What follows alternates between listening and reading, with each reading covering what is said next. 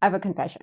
Okay, I spend a good portion of my week intentionally damaging people's skin. I burn it, I puncture it, I heat it. Sometimes I even inject tiny particles into it. And then patients thank me. They bring me flowers, they write 5-star reviews, they hug me. And the reason is because aging isn't a wrinkle problem, it's an injury response problem.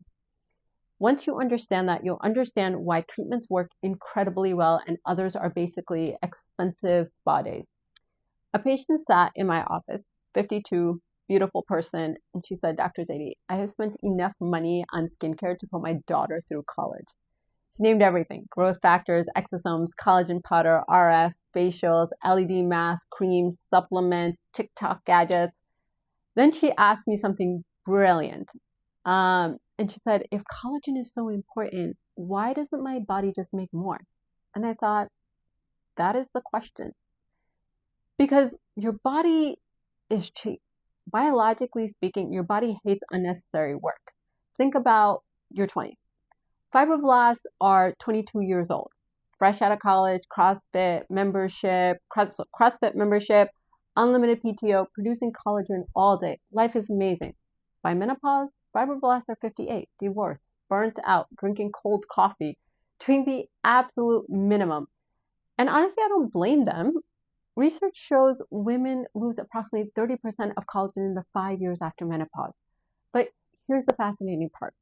Fibroblasts don't really respond to compliments. They respond to danger. They don't wake up because you bought a $300 cream. They wake up because they think something bad happened. Fibroblasts love drama. They think, oh no, we're injured. Get to work. Send growth factors, recruit blood vessels, produce collagen, remodel tissue, strengthen skin. And aesthetic medicine figured out something brilliant. What if we could create enough injury to fool the body without actually causing permanent damage? Now, every device suddenly makes sense. Halo, tiny controlled burns. TRL, tiny controlled burns. Microneedling, tiny stab wounds. RF microneedling, tiny stab wounds with electrical heat.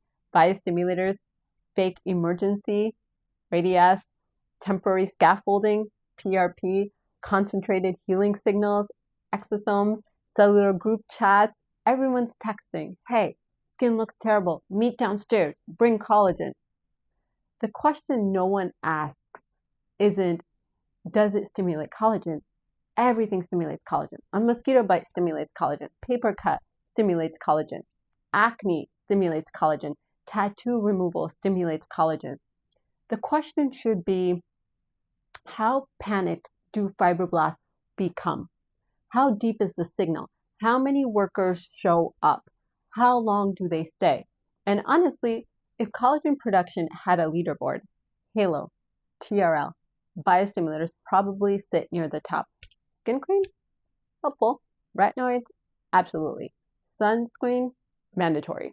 But expecting skincare to reverse structural collagen loss is like expecting your windshield to fix a damaged car. Wrong tool. My theory is that I actually think aesthetics is becoming less about beauty and more about regenerative medicine. We're learning skin ages become cells stop receiving enough messages. Their inbox gets quieter, fewer growth factors, less estrogen, fewer repair signals, less urgency. The cells become complacent. And maybe our job isn't to make people younger, it's simply to remind them that the cells still have work to do. Women don't come to me because they're trying to look 25. They come because they miss looking rested, alive, healthy, recognizable. And maybe the future of anti-aging isn't about replacing what we lost. It's about learning how to whisper to the cells and occasionally scream at the fibroblasts until they finally wake up and do what they need to do.